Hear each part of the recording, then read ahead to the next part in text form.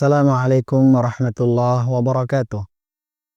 Alhamdulillahi rabbil alamin wassalatu wassalamu ala asyrafil anbiya'i wal mursalin wa ala alihi wa sahbihi ajma'in amma ba'du.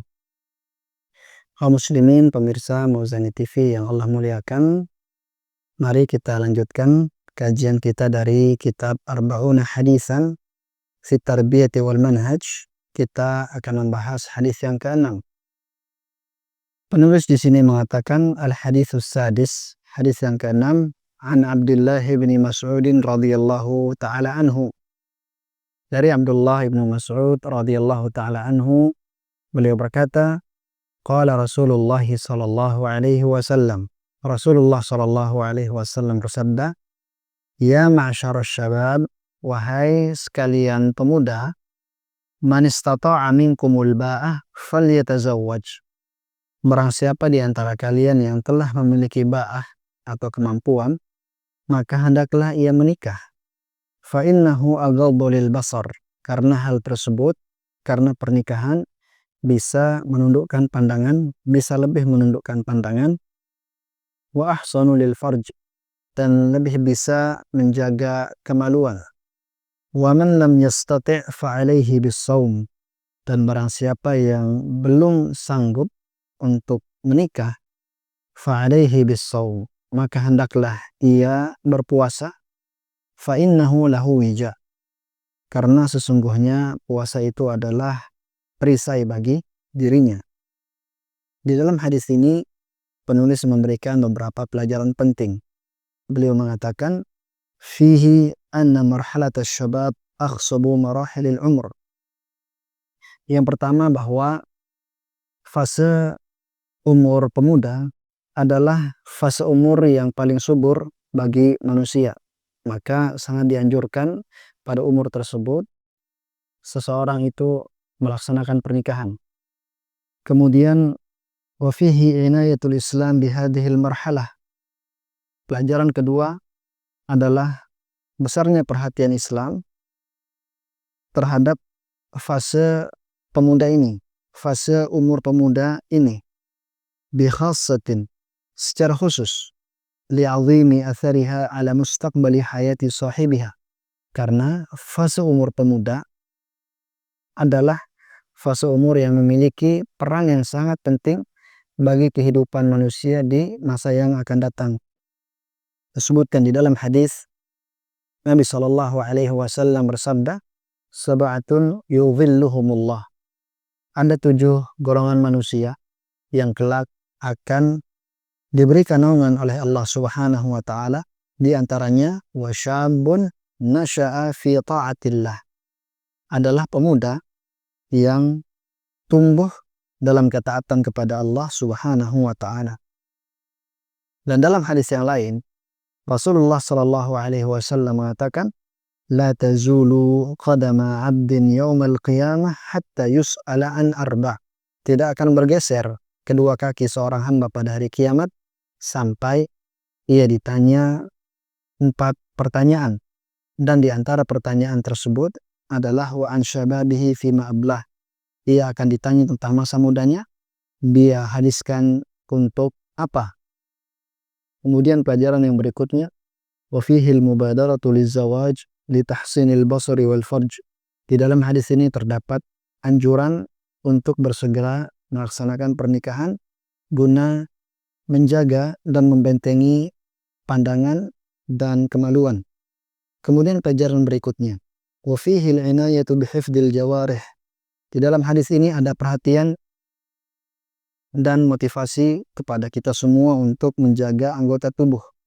Fahiya ni'matun ala sahibiha in ra'aha haqqa ri'ayatiha. Karena sesungguhnya tubuh ini adalah nikmat yang Allah karuniakan kepada pemiliknya apabila ia gunakan dan dia jaga tubuh tersebut dengan sebaik-baiknya. Wa qad takunu niqmatan, dan bisa jadi tubuh tersebut menjadi mudarat, menjadi musibah, bencana bagi pemiliknya, in ahmala amroha, apabila ia menyanyiakan tubuh yang telah Allah berikan kepadanya. Allah Subhanahu wa taala banyak memberikan peringatan-peringatan kepada kita untuk senantiasa menjaga anggota tubuh Di antaranya adalah firman Allah Subhanahu wa taala, "Ma yalfidhu min qaulin illa ladaihi raqibun atid." Dan tidaklah seseorang mengucapkan suatu ucapan kecuali ada malaikat yang senantiasa mengawasinya dan selalu memperhatikan apa yang ia ucapkan. Dalam ayat yang lain Allah Subhanahu wa taala berfirman, "Qul lil mu'minina yaghuddu min absarihim wa yahfadhu furujahum." Katakanlah kepada orang-orang beriman agar mereka menundukkan pandangan-pandangan mereka dan menjaga kemaluan-kemaluan mereka. Dan di sana masih banyak ayat yang memerintahkan kita untuk menjaga nikmat anggota tubuh. Kemudian sabda Rasulullah sallallahu alaihi wasallam yang berbunyi, "Wa man lam yastati' fa alaihi bis-shaum fa innahu lahu wija." Dan barang siapa yang tidak mampu untuk menikah, maka hendaklah ia berpuasa, karena puasa itu adalah tameng bagi dirinya. Fihi 'azimu athari shaum. Di dalam hadis ini terdapat pelajaran bahwa puasa itu memiliki pengaruh yang sangat luar biasa pada seorang. Fi ilbadil basar, khususnya pada menundukkan pandangan, bahwa puasa itu memiliki pengaruh yang sangat luar biasa untuk membantu seorang hamba menundukkan pandangan, wa tahsinil farji, dan membantu ia untuk menjaga kemaluannya. Wa fihi bayanul wasail asy-syar'iyyah li tahdhibi syahwatil insan. Dan di dalam hadis ini terdapat pelajaran penjelasan tentang cara yang syar'i untuk mengekang atau menahan hawa nafsu. Wa adamin luju' ila ghairiha. Dan di dalam hadis ini terdapat atau tersirat suatu pelajaran bahwa kita tidak diperkenankan untuk mencari jalan-jalan yang lain untuk melampiaskan syahwat kita. Di sini Rasulullah Shallallahu alaihi wasallam memerintahkan kita untuk berpuasa dalam rangka menahan syahwat yang ada di dalam diri kita. Dan di antara hal tersirat yang disebutkan di dalam hadis ini adalah bahwa kita diperintah untuk menjauhi hal-hal yang bisa menimbulkan syahwat. Kita diperintahkan untuk menjauh dari hal-hal yang bisa menaikkan syahwat kita. Mimma la yajuzu syar'an, dari cara-cara yang tidak dibenarkan oleh syariat kita. Jadi kita diperintahkan untuk menjauhi pandangan-pandangan yang diharamkan. Kita diperintahkan untuk menjauhi pembicaraan-pembicaraan yang bisa membangkitkan syahwat kita. Dan itu semua teringkas di dalam sabda beliau ini. Barang siapa yang tidak mampu menikah, maka hendaklah dia berpuasa. Kemudian di dalam hadis ini ada pelajaran juga, anna du'atal khair hum awlan nas bil mubadarah ila zawaj.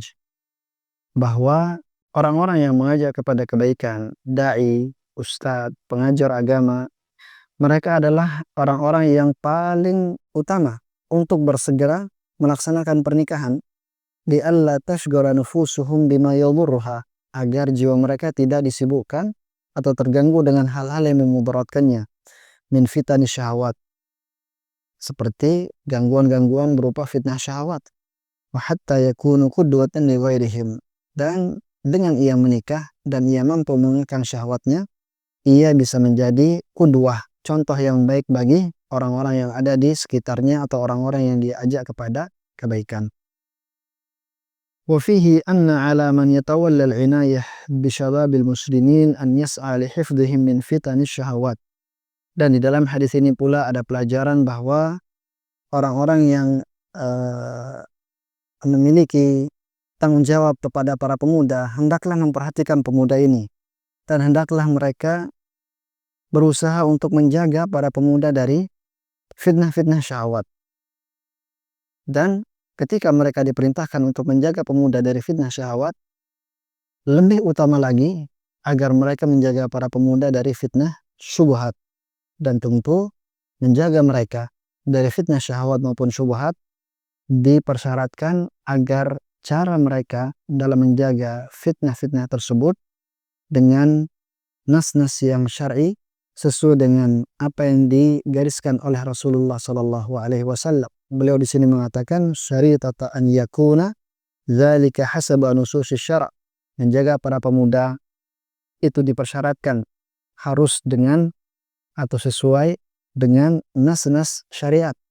Wifqa manhaji salafil ummah, sesuai dengan manhaj jalannya ahlu sunnah wal jamaah para salaful ummah. Demikian beberapa pelajaran yang bisa kita petik dari hadis ini.